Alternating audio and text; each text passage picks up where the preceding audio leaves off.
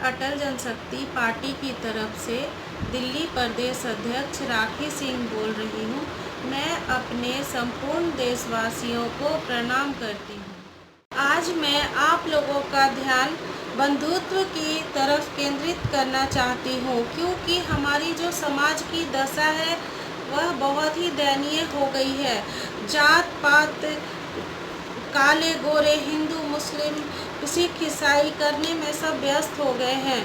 हमारी जो राजनीतिक लोग हैं वो बहुत ही ज़्यादा भ्रांति फैला चुके हैं। वोट लेने के चक्कर में वो सभी को जात पात भेदभाव करना सिखा दिए हैं। जैसा कि हम लोग जानते हैं, भारत के आधार में शामिल है विश्व बंधुत्व की भावना। यह वही भारत है जहां वसुधैव कुटुंबकम की परंपरा पर चलती आ रही है। हमारा पूरा विश्व एक परिवार के रूप में माना जाता है। दोस्तों, आज हम सभी को विश्व बंधुत्व के विषय में जानने की ज़रूरत है, क्योंकि यह बहुत बड़ा मुद्दा है। विश्व बंधुत्व की हम सबको बहुत ज़्यादा आवश्यकता है, ताकि हम सब मिलकर विश्व का विकास कर सकें। विश्व में जनसंख्या बढ़ता जा रहा है। जनसंख्या के बढ़ते इस समाज को साथ मिलकर भलाई के कार्य करने होंगे। जब तक हम सब मिलकर एकता की ओर नहीं बढ़ेंगे, तब तक सभी देश की दूरियां कभी खत्म नहीं होगी और दूरियां उत्पन्न होती रहेंगी, जिसके कारण युद्ध का खतरा सभी देश पर मंडराता रहेगा, क्योंकि हम सभी को ताकत की अंदाजा नहीं है।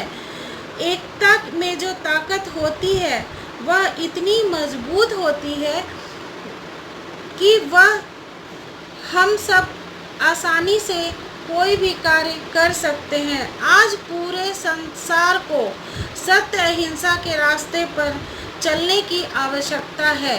जब तक हम सत्य और अहिंसा के रास्ते पर नहीं चलने का प्रयास करेंगे, तब तक शांति का संदेश पूरे विश्व में नहीं दे सकते हैं। विश्व बंधुत्व की भावना, करुणा, प्रेम ही मानव अधिकारों की सुरक्षा की कुंजी है। भगवान बुद्ध का कहना था कि कोई एक धर्म श्रेष्ठ नहीं है, सभी धर्म श्रेष्ठ हैं। उनकी अवधारणाओं, विचारधाराओं तथा उपासना में अंतर हो सकता है, लेकिन उनकी मूल भावनाएं समान हैं। आज ज़रूरत है हम सबको मिलकर कि सभी धर्म को एक साथ लाने की। मैं अटल जनशक्ति पार्टी की तरफ से संपूर्ण देश में एक धर्म को एक सूत्र में बांधने का कार्य करूंगी। भगवान बुद्ध ने करुणा, प्रेम और चिंता की शुद्धि का संदेश दिया है। सभी प्रकार के भेदभाव को समाप्त करने का जीवन भर प्रयास किया है।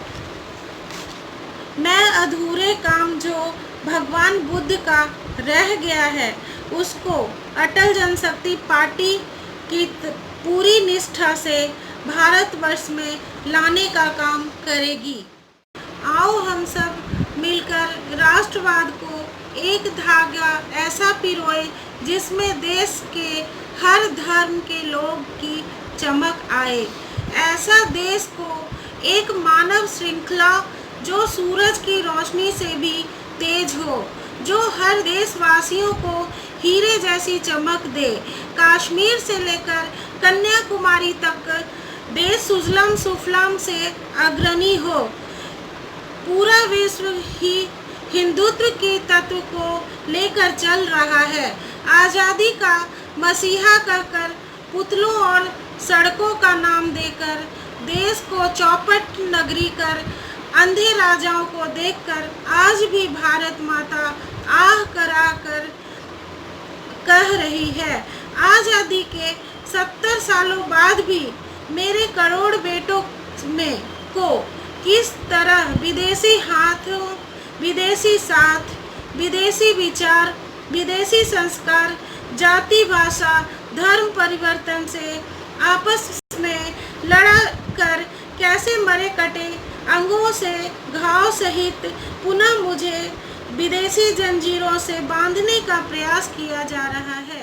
जो हमारे वीर सपूत बंधुत्व की बात करते थे, जैसे विनायक सावरकर जी हैं, भगत सिंह, राजगुरु आज़ाद, सुभाष चंद्र बोस, रानी लक्ष्मीबाई, अन्य लाखों क्रांतिकारी जिनके विचारों को ताबूत में बंद कर दिया गया, क्या आज की गुलामों की शिक्षा से अब अब्दुल कलाम जैसे राष्ट्रवादी प्रतिभाओं का जन्म होगा?